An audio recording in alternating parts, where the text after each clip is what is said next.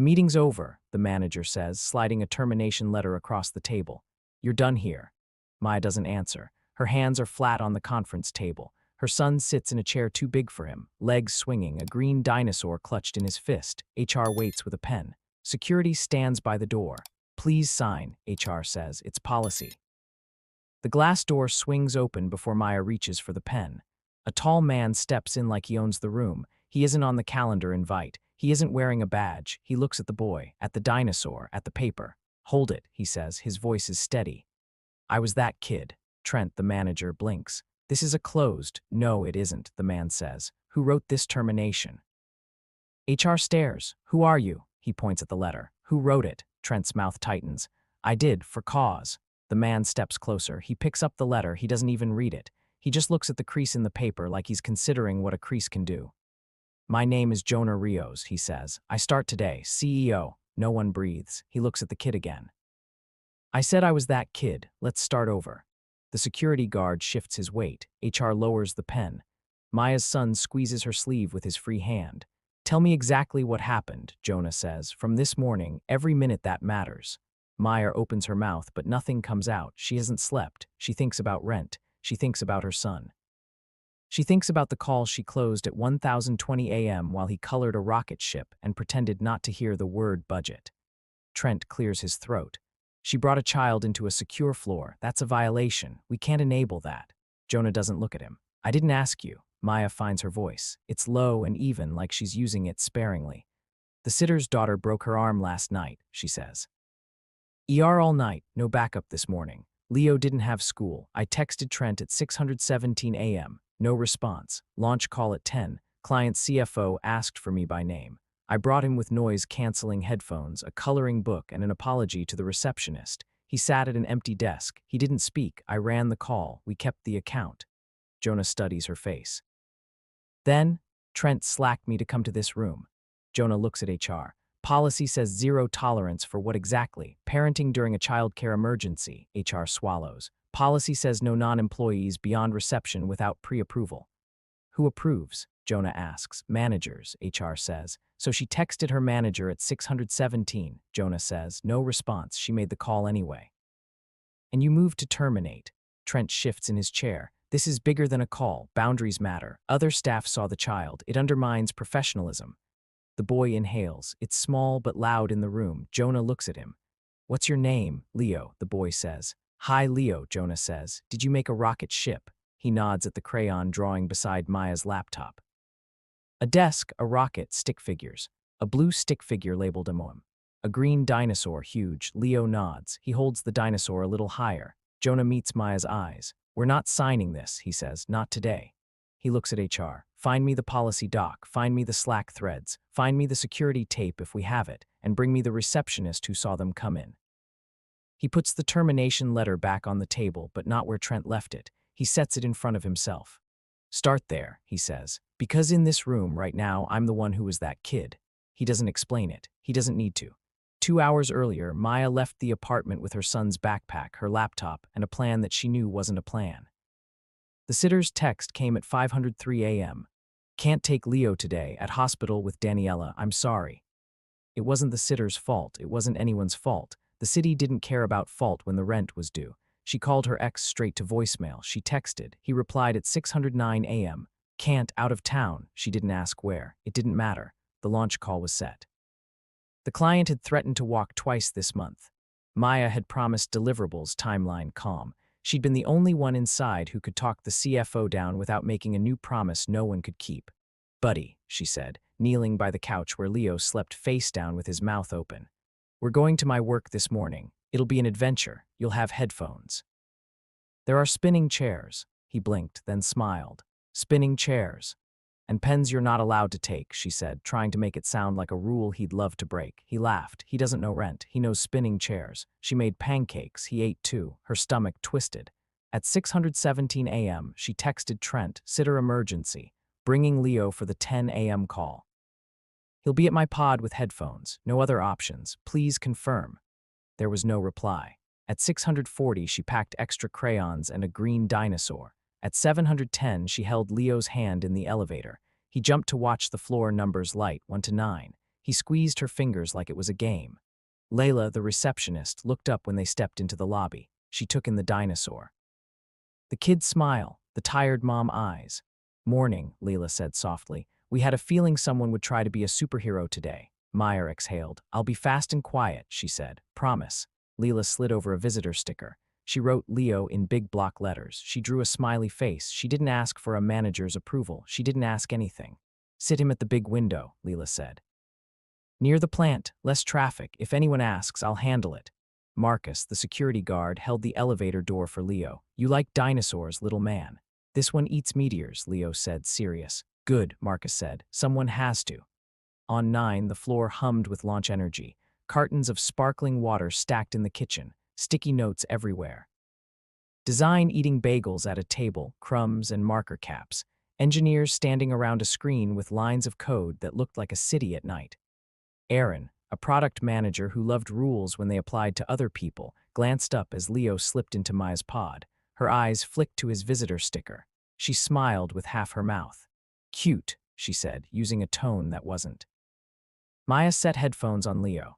"No running," she whispered. "No loud. If you need me, put your hand on my elbow." He nodded. He plugged the dinosaur's ear hole like it needed headphones too. At 9:58, the Zoom filled with suits. The CFO joined with his camera off. "Let's skip pleasantries," he said. He always said that. Pleasantries were for people who weren't playing with other people's money. Trent pinged Meyer on Slack at 1001. "We'll talk after. Conference room B." No smiley. No "how can I help?" No reply to the 617 text. Meyer ran the call. Her voice didn't shake. She pushed the timeline 2 weeks without losing trust. She gave the CFO 3 bullet points, no fluff, each one a real thing the team could deliver. She didn't overpromise. She didn't apologize for the 2 extra weeks. She sold calm. She sold control. Leo dropped a crayon and froze. He looked at her. She raised one finger without looking at him. He melted back into the chair like a kid trying to be furniture.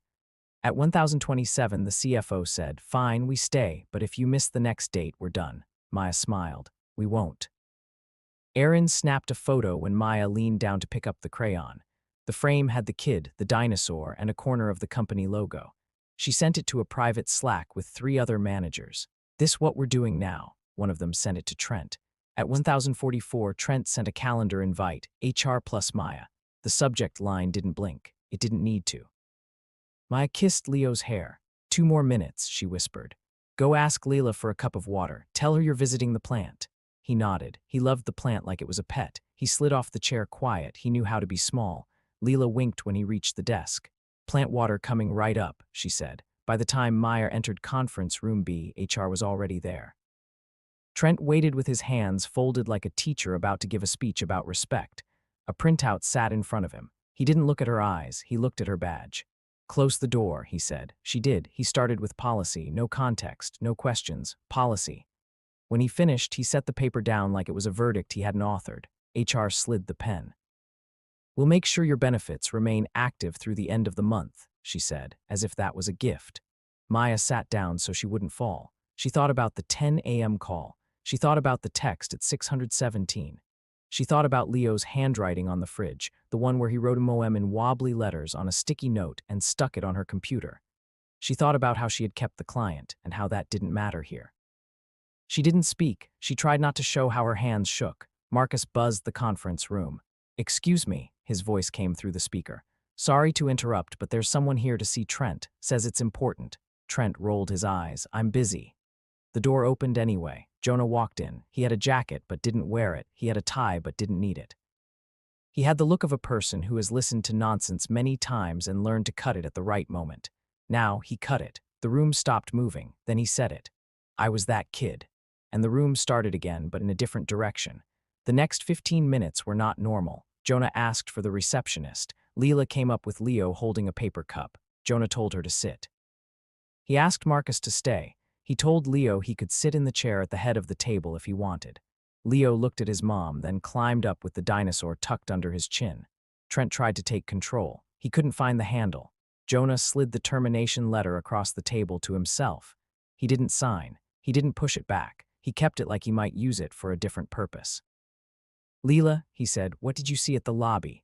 "Mom and kid," Leela said. "Kid had a sticker. Mom had a launch. No one's approval showed up, so I made a call. We've had 100 vendors back here this month with no badges. No one wrote those up. Trent shot her a look. That's not helpful. Jonah turned his head. She's helpful, he said. Stay helpful. Marcus, Jonah said. What did you see? Same, Marcus said. He said his dinosaur eats meteors. It was a good dinosaur. He didn't touch anything. Jonah's mouth almost smiled. It didn't fully. He looked at Trent. Why a termination and not a warning? Trent shrugged. Precedent. Show me the precedent, Jonah said. 3 examples, similar facts, similar consequences. Trent glanced at HR. HR stared at the wood grain. Jonah's phone buzzed. He checked it. He looked up.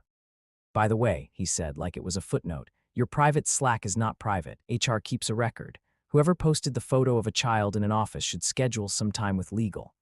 Erin, 3 floors down, stared at her screen as her name lit up in an HR ping. Can you come up to 9? Jonah set his phone down. Here's what I see, he said. I see a manager who didn't reply at 617. I see an employee who protected a critical account. I see a child who sat and didn't break anything. I see a policy that expects childcare to be a science experiment that never fails. I see a culture problem dressed up as a rule. Trent leaned forward. If we make exceptions, we lose control. Jonah leaned back. You already lost control, he said. The client was going to leave. She kept them. She kept your job. Silence. He looked at Maya. Do you want to stay? She inhaled. She had a sentence loaded and couldn't find it. I want to work somewhere my son doesn't make me a risk, she said. It came out steady. Good, Jonah said. He tapped the letter with a knuckle. This isn't happening. He pointed at Trent. You're on leave while we review your decisions this quarter. He glanced at HR. Effective now. Trent's face went flat. On what grounds? On the grounds that I just told you, Jonah said. We'll find the legal words later. Trent started to say something else. He didn't finish it. He stood up. He left the room. His calendar went from full to empty in seconds. Leo looked at his mom like he wasn't sure if this was good or bad. Maya smiled at him with just her eyes. Jonah waited until the door closed. Then he said, softer now, to Maya but still as the boss, you did the right thing. You shouldn't have had to choose. We're going to fix that, but I need you to help me do it. Maya blinked. Help, he nodded. We're going to build a real policy for emergencies, on-site backup care partnerships, a quiet room for kids who have to be here for an hour, a stipend for last-minute care, manager training that teaches yes, if not no, because I want someone who knows where it breaks to help set it. That's you? Maya stared. Her throat tightened. She swallowed it down. Okay, she said, because she couldn't say anything bigger yet. Jonah turned to Leo. Can I see your rocket ship? He asked. Leo held it up. The little stick figure under the desk had a word bubble. It's okay. The dinosaur roared beside it. The rocket shot past a big window. Jonah's jaw worked once. He was quiet a long second. My mom cleaned offices, he said, still watching the drawing. He wasn't making a speech. He was just telling the part that mattered. Sometimes she brought me. Sometimes because she wanted to see me. Sometimes because there was no one else. I slept under desks while she vacuumed. A manager wrote her up once because he said my shoes scuffed the wax. She cried in a break room with a vending machine humming too loud. I learned 2 things that night. 1, you can be right on paper and wrong in life. 2, when I could make rules, I wouldn't make ones that break people who are doing their best. He didn't look up when he finished. He stared at the stick figure under a desk.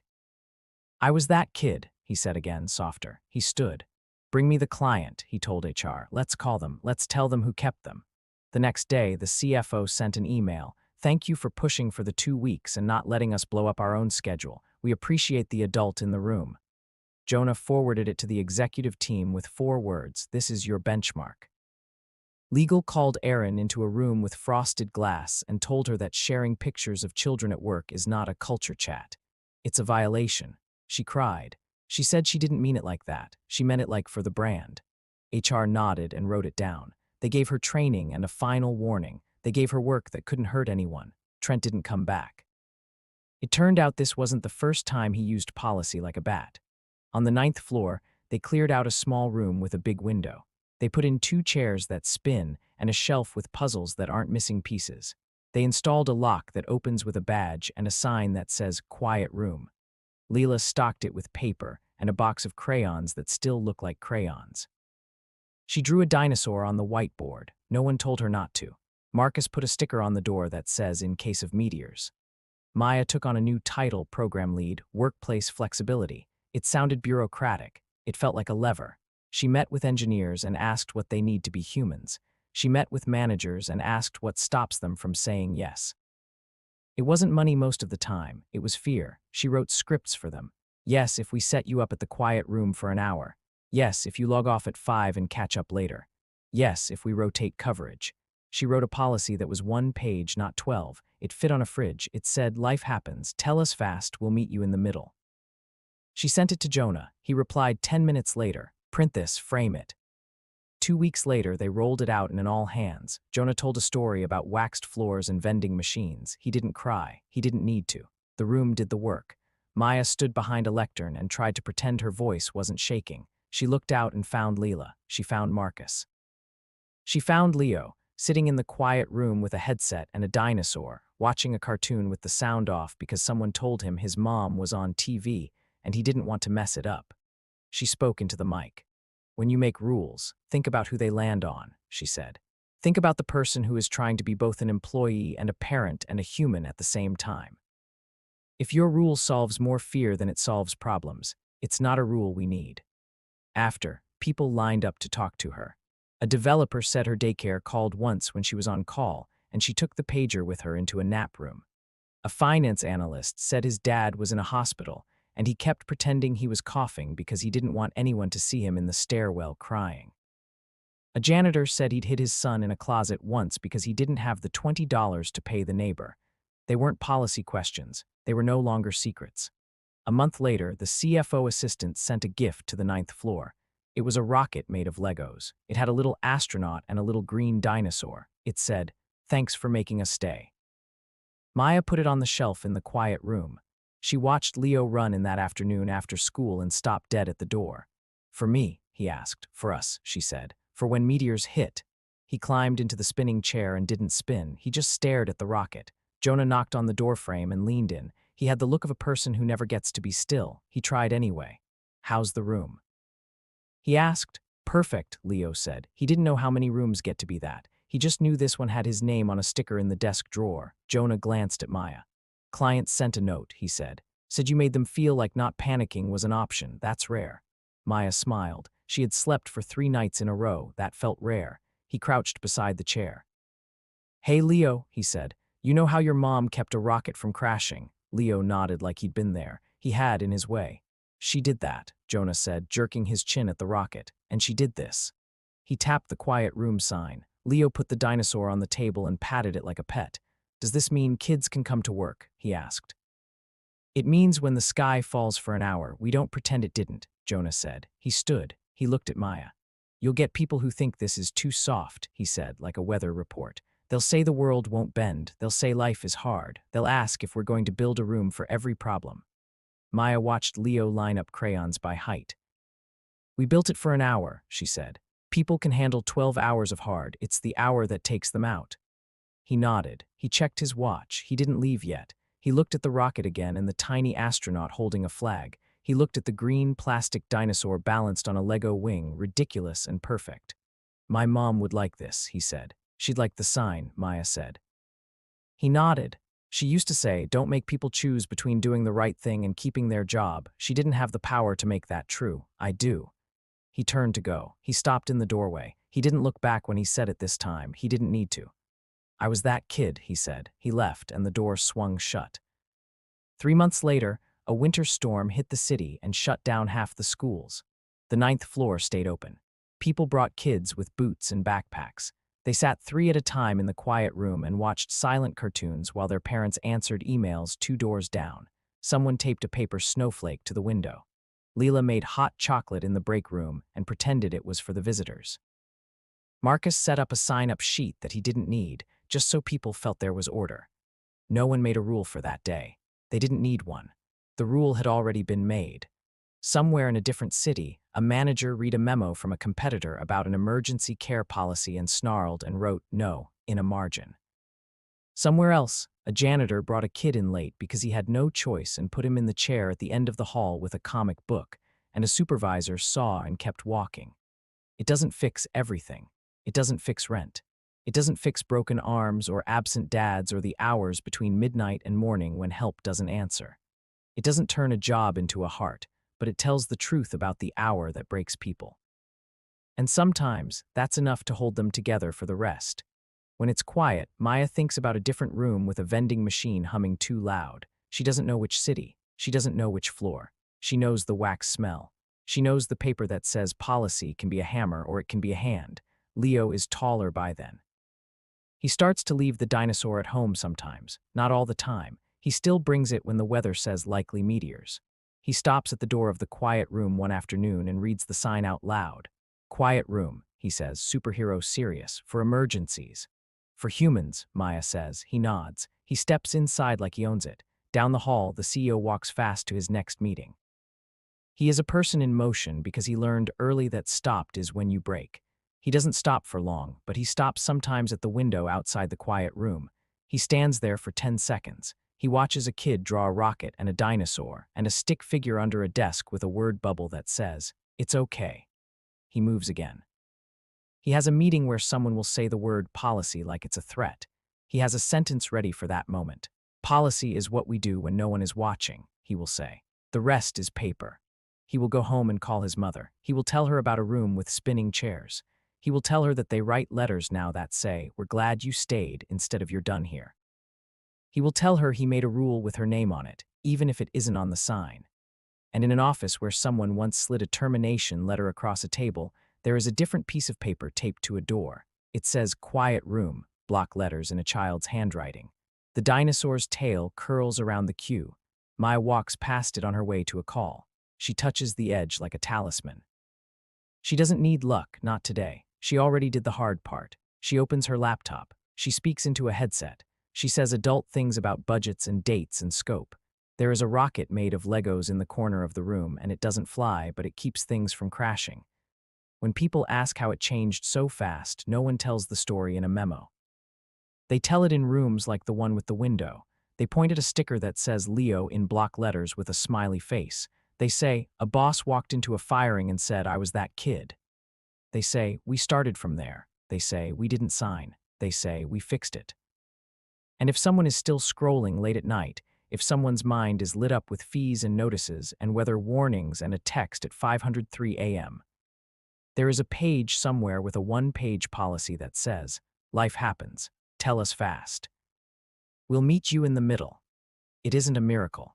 It's a door opening in a room where someone was about to be told there weren't any. It's a voice saying, 'Hold it,' when the pen is already in the hand. It's a dinosaur that eats meteors because someone has to.